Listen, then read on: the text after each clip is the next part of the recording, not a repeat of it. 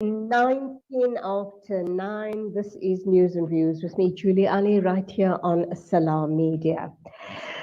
Our next guest is a member of the following committees: Portfolio Committee on Environment, Forestry and Fisheries, Parliament membership history as well. He's been a member of Parliament since 2015. And his political leadership background reads as follows. He is a member of Central Command Team and a member of the National Disciplinary Committee of the EFF.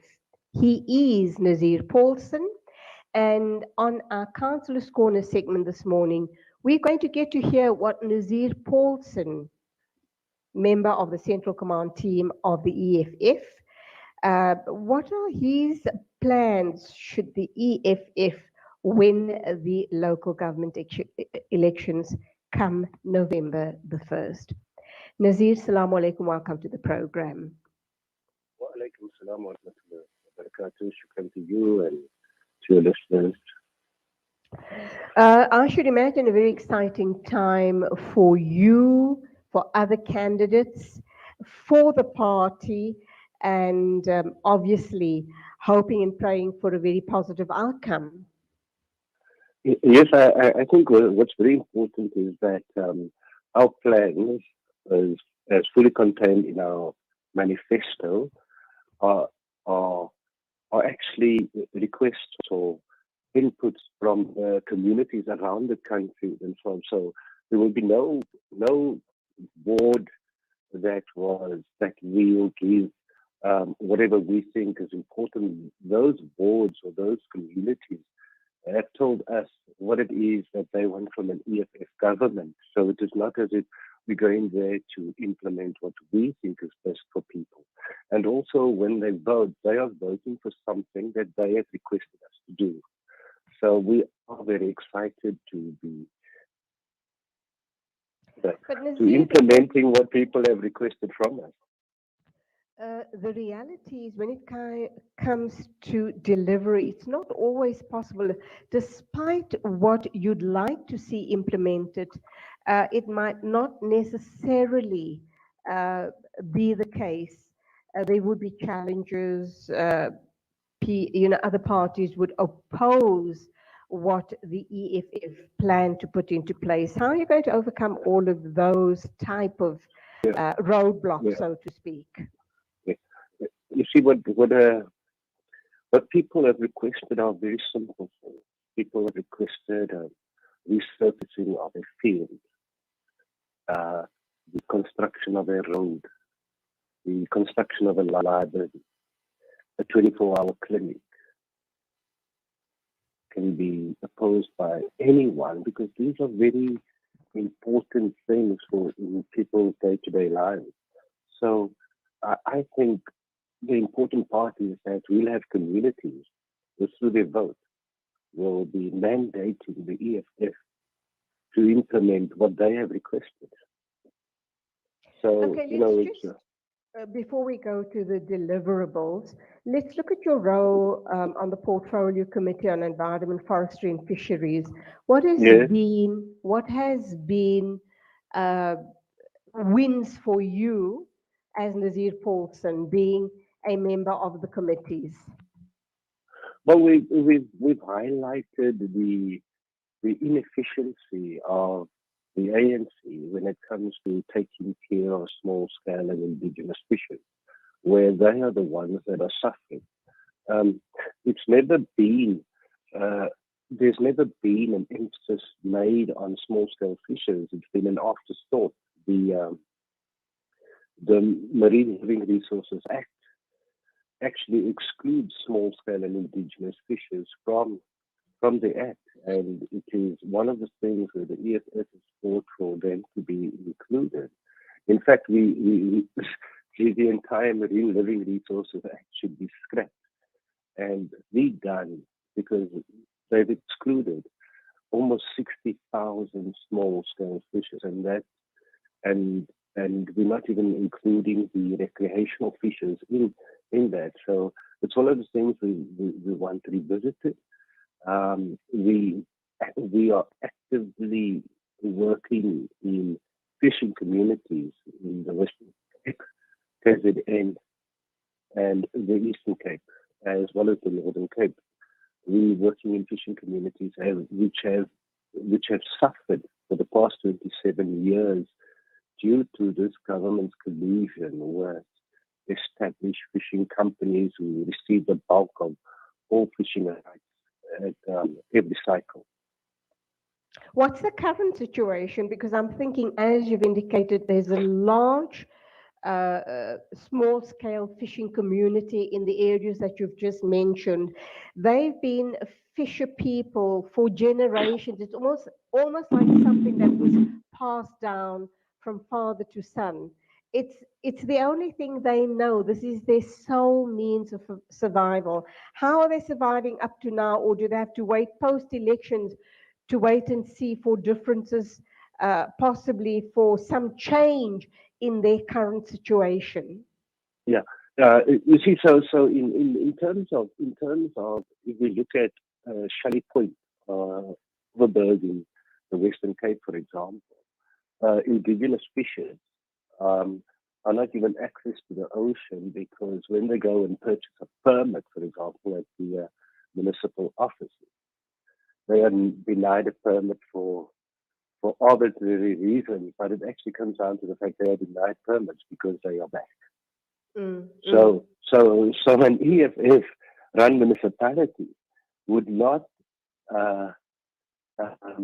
continue with this injustice, whereas so what they say is they get a white friend to go and purchase a permit, and then the permit is just granted. But if a black or African person goes and purchases it, it's denied for whatever reason. Let me ask you the question let me just pose it in a different way. You are a member of the following committees, which is a portfolio committee on environment, forestry, and fisheries, and you've painted a very bleak picture of these indigenous fisher people. What sort of difference have you made in their lives, or is it going to be a wait and see till the EFF comes into power? Well, obviously, every community struggle, and the fishing community is a large community, is a struggle of the EFF.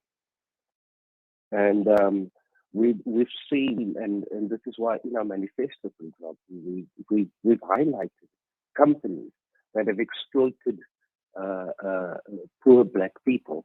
For example, we mentioned a company in our manifesto where a trust, and all its employees are part of this trust. So with this trust, they have been able to access fishing quotas.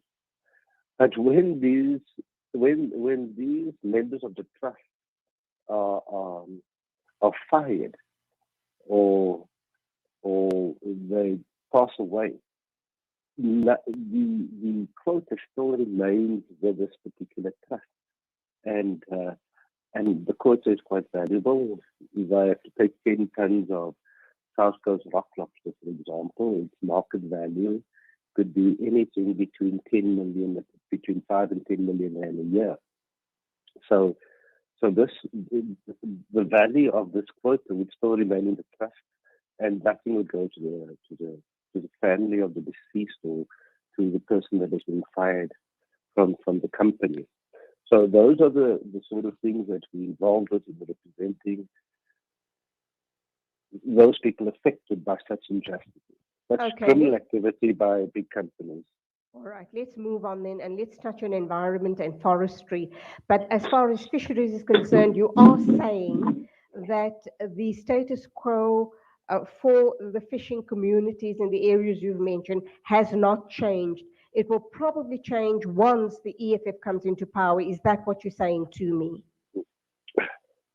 Exactly. I don't think that the ANC is ever going to, due to the absolute majority, due to a minister that has no comprehension as to what the challenges are of the fishing communities. I don't think it's ever going to change under an ANC government.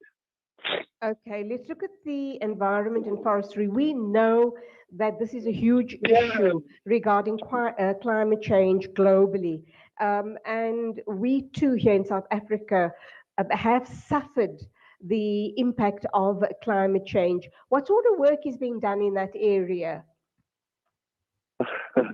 One of the things is that our forestry, which is a, a big resource, has been privatized by um, by the ANC government. So, for example, the people who have rights to our forest through SAFCO are mainly foreign-owned companies, and to the detriment of our forest dwellers and communities around our forests. So those are the issues that we are highlighting in Parliament, and we are the only party that is focusing on the issue of forest communities and forest dwellers, and also the issue of deforestation to make way for grazing, which is also detrimental to the environment. Okay, just the final question on the environment. When we look at the issue around forestry and people living in and around those areas, and you're saying that the ANC government is guilty of having privatized forestry and the majority of forestry is owned and run by foreign investors. Are we That's in correct, South yes. Africa, are we not in need of that foreign investment? Or do you believe that if it is localized, we can enrich the communities in those areas? And how will that happen? Bearing in mind that we have large scale corruption and tenderpreneurship in South Africa. I mean, it's mind-boggling. There isn't a day or a week that goes by when we don't hear of a new corruption scandal breaking in the country. No, I agree with you. The ANC is inherently a corrupt organization that, and also, even more importantly, the ANC is an organization without no capacity to govern. So an EFF government will build internal capacity to manage full resources of the state, be it mines, be it the forestry, be it fisheries, the oceans economy. We will have that capacity within government and not outsource it. And most importantly is that foreign companies have no interest in the people of South Africa other than cheap and disposable labor. Mm-hmm. So that is the biggest concern when it comes to having foreign companies run our national assets. Okay, let's look at the issue around, obviously you've outlined the issue around corruption. What's to say that EFF won't get caught up in corrupt activities? As a matter of fact, casting my mind back, there have been whispers or rumors about corruption amongst the top dogs in the EFF. So where does the EFF stand now? That's the one question. Question number two, what does your voter profile look like? Who is your target that you're going out to vote for, that you're going to ask to vote for the EFF? Okay, yeah. Let's tackle with the issue of rumors. I'm a Muslim. I do not perpetuate or pay attention to rumors. I only pay attention to real, inalienable facts. And unless there is a court case where someone has been proven guilty of corrupt activity, I'm not really paying much attention to any rumors. On the issue of, I serve on the National Disciplinary Committee of the EFF. Mm-hmm. Over the past 7 years or 8 years that I've been on the committee, we have taken a hard line against anyone found guilty of, number one, neglecting his responsibility as a public representative. And also someone that has been found wanting in terms of dealing with money that he's not entitled to. We've taken a hard line against that. We will continue holding people to account for any criminal activity, regardless as to who they are.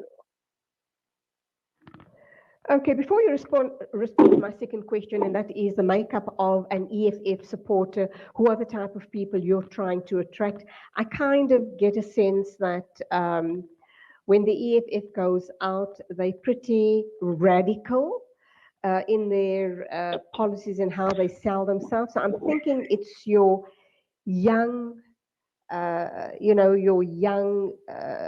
possibly your 18-year above, up to 35, that would vote for the EFF, because EFF has made lots and lots and lots of promises.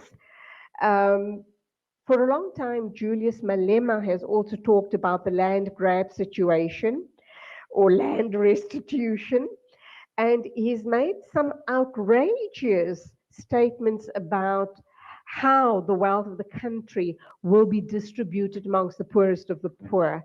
How do you respond to all of that? Some of those statements are pretty inflammatory, pretty frightening. People would, foreign investors would get scared. They'd probably rethink whether they want to invest in South Africa with statements like that coming out of the EFF. Yeah, look at foreign investors. As long as there's resources in a country, foreign investors will come. That is not a problem.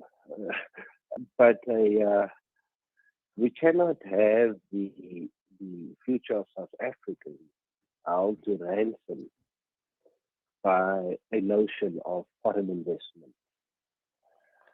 In addition to that, our resources, our raw materials are exported and we purchase finished goods. We need to beneficiate our natural resources, our minerals, everything in South Africa, create jobs for our people. Foreign investors are no longer going to have that luxury, our natural resources, and take it overseas, build finished goods and come and sell it back to us. We want to have those goods beneficiated locally. This is how we will create jobs in our municipality going forward. That's you've just preempted my next question: is how you're going to address the high unemployment rate. Foreign investment is just one aspect. How else are you guys not foreign investment, local beneficiation. Right. Local beneficiation is how we will create jobs. Massive industrialization of our economy, because right now we have a retail economy. We purchase finished goods.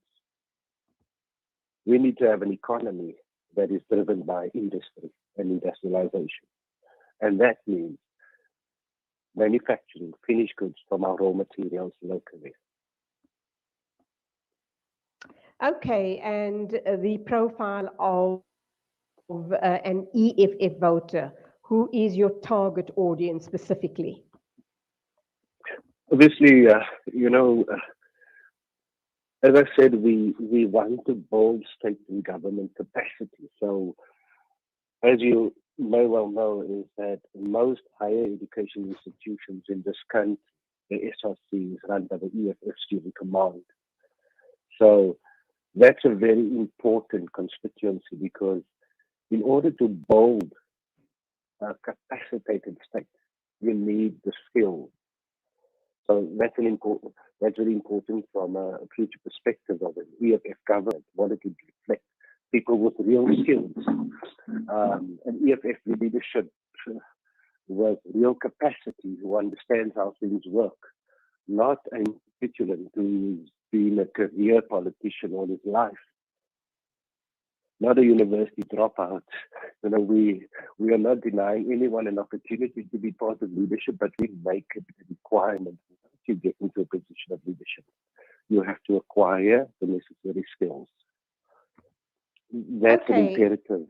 All right, we're going to wrap up in a minute or two. What are the challenges that you see as far as the youth of South Africa is concerned? We know, and you have touched on the ridiculously high unemployment rate regarding our youth.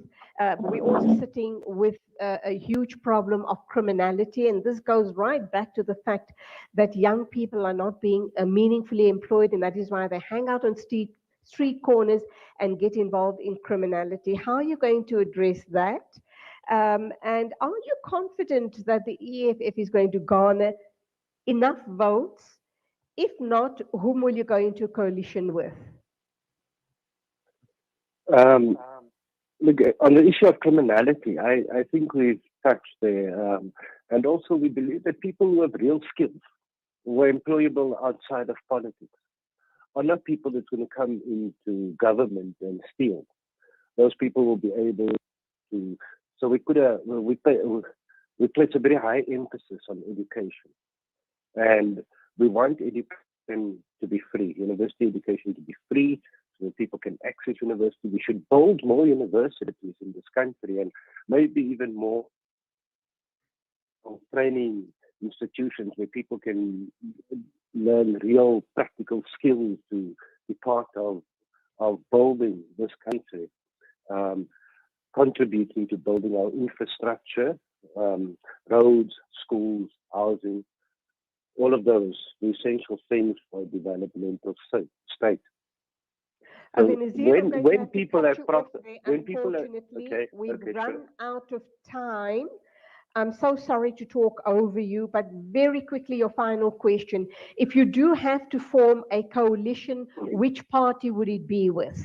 Well, we are not making any hard and fast rules as to who we will form and who we will not form coalitions with. You never know what happens after elections, and it's very foolish to say we are not forming coalitions with X, Y, and Z. I mean, it's a very uneducated perspective of politics.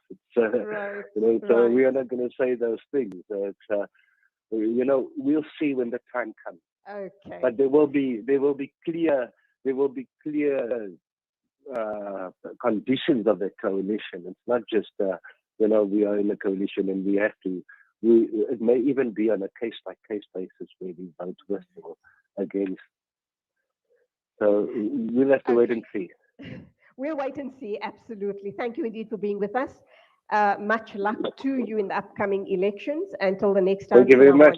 To you. Wa alaikum salam wa rahmatullahi wa barakatuh. That was Nazir Paulsen, member of the Central Command team of the Economic Freedom Fighters, member also of the Parliament RSA, Nazir Paulsen. It is exactly 9:42. Every 60 seconds.